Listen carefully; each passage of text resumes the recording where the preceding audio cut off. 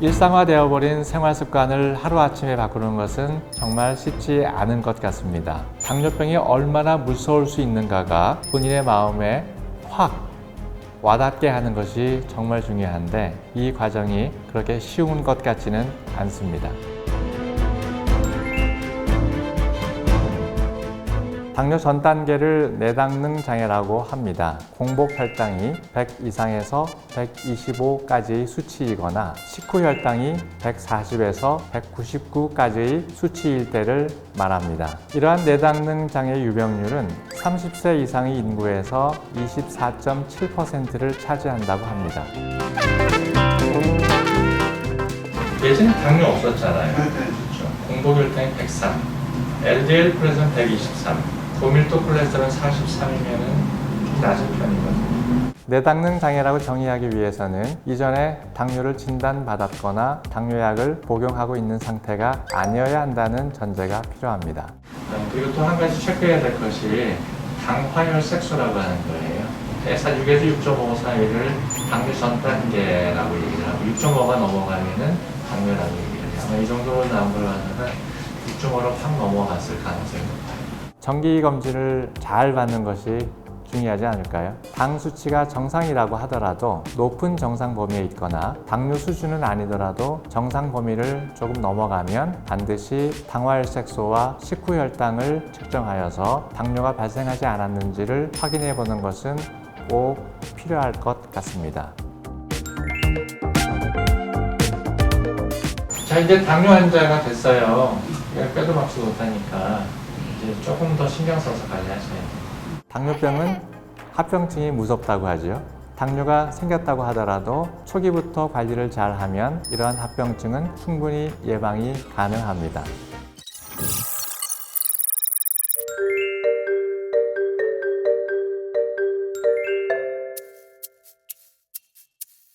일단 두 가지 포인트가 있는데 지금 당뇨약을 드시잖아요. LDL 콜레스테롤이 이제 6.9로 이게 조절이 조금 더 됐으면 좋겠어요. 6.5 이하로.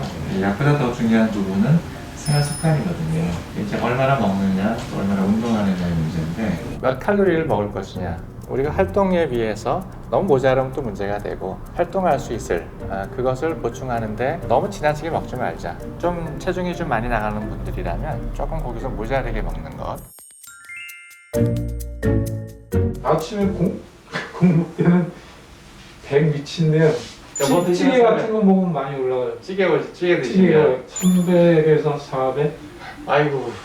또 어떤 시점에서 얼마나 높아지는지, 공복에는 어떻게 되는지, 또는 식사 후에는 얼마나 높아지는지 이런 부분에 대해서 본인이 좀 인지할 필요가 있을 것 같아요. 그냥 뭐 가끔 병원에 가서 한 번씩 재봐서 괜찮습니다, 좋지 않습니다. 그러면 왜 괜찮은지, 또 왜 문제가 되는지 병원에서 의사 선생님께서 얘기하는 대로만 그렇구나 라고 하지 말고 내가 어떤 음식을 먹었을 때 얼마나 올라가는지, 김치찌개를 먹었을 때 얼마가 올라가더라, 그러니까 그런 포인트를 봐서 내가 그러면 이렇게 하지 않아야 되겠구나.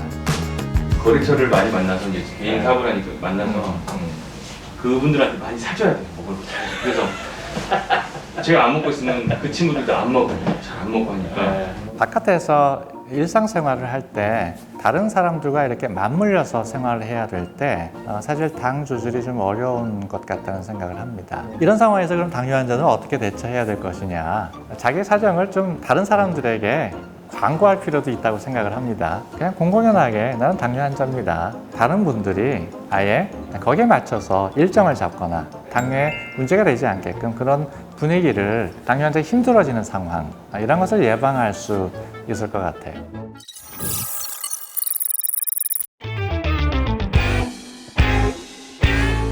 지난주에 네. 치과 가려고 네. 일주일 동안 엄마가 신경 써서 관리를 했더니 좀 많이 떨어지긴 했더라고요. 보통 치과에서는 가치를 할 때 당이 높으면 해주지를 않습니다. 왜냐하면 상처가 나 있기 때문에 상처가 아물지 않거든요. 관리하면 가능하네. 살도 빠졌어요. 아니 그동안 왜 안 했대 그러면? 먹을 게 너무 많아요. 맛있는 게 너무 많아.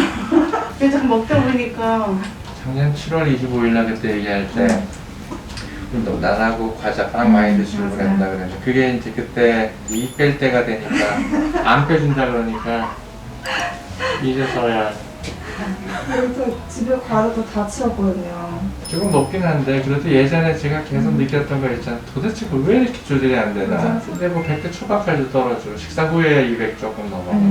일단 간식을 가급적 안 하는 게 좋겠죠. 과일 같은 것들도 간식으로 이제 섭취를 할 수 있는데 일정한 분량을 매일 섭취하는 것은 당뇨 조절에 크게 무리를 주지 않으면서 건강에 좀 중요한 역할을 합니다. 하루에 주먹 크기 정도의 그런 과일은 권장을 합니다. 저는 이제 내과라는 데도 다니고 제가 지금 3번째. 근데 왜 바꿔서는 좋겠다 이렇게 생각하신 거죠? 근데 인슐린을 맞아야 되나 봐요. 인슐린을 맞을 수 있죠. 근데 저 안 맞을 안 맞으면 다시 한번 정말 노력해 한 번 더 해보려고요. 병원 진단 받은 게 몇 년 됐죠? 10년 됐어요. 거기 그러니까 병원만 가면 제가 너무 스트레스 받아갖고 지금 막 죽을 것 같아요. 막 너무 겁을 주니까. 그러니까 인슐린 맞아야 된다고 그냥 강력하게 그러니까 저는 그거 막 싫거든요. 당뇨 치료하면 먼저 떠오르는 것이 인슐린이죠. 당뇨 치료의 어떤 심볼 같은 것이 인슐린인데, 근데 유독 우리나라에서는 인슐린에 대한 거부감이 좀 많다는 생각을 합니다. 갈 때까지 갔다. 더 이상의 방법은 없다. 이런 인식을 환자분들이 하기 때문이 아닌가라는 생각을 하는 것 같아요. 그러니까 이런 생각은 사실 절대 필요하지 않고 인슐린은 굉장히 좋은 치료법이고 굉장히 좋은 결과를 낳습니다. 그리고 어느 정도 수치가 올라간 상태라고 하더라도 요즘은 경구약제로 좋은 약들이 매우 많이 나와 있습니다. 설사 인슐린에 대한 부담감이 환자분들이 갖고 있다고 하더라도 일단 생활관리 잘 하면 되죠. 그리고 약물 치료를 잘 하면 적극적으로 해가면 인슐린을 맞는 단계까지 가지 않을 수 있거든요. 약 드시면 뭐가 어디 불편해요? 일주일 전부터 약을 받긴 했는데요. 속이 많이 울렁거리는 것 같고. 구역질이 예. 힘들어요? 예, 그래서 처음에 이제 약을 월요일부터 먹고요. 화요일인가 그때 먹고 한 이틀 정도는 안 먹었어요. 안 드셔도 좀 예, 나아요? 근데 그때도 비슷한 것 같기도 하고. 당뇨약은 부작용이 사실 없을 수는 없죠. 그러나 대부분 괜찮은데 당뇨약을 복용했을 때 실제적인 문제가 될 수 있는 부분들은 당이 너무 떨어졌을 때 생기는 저혈당 증상이죠. 대부분은 위장장애가 있어요. 소화가 잘 안 된다. 어떠한 종류의 약은 몸을 좀 붓게도 하고 이제 자주 소변을 보게 되는 그런 성분도 있고, 이런 것들은 조절해 나가고 예방이 얼마든지 가능하고, 당뇨약을 복용하면서 습관이 되고 스타일을 만들어 간다면 이 현실적인 문제가 될 것 같지는 않습니다.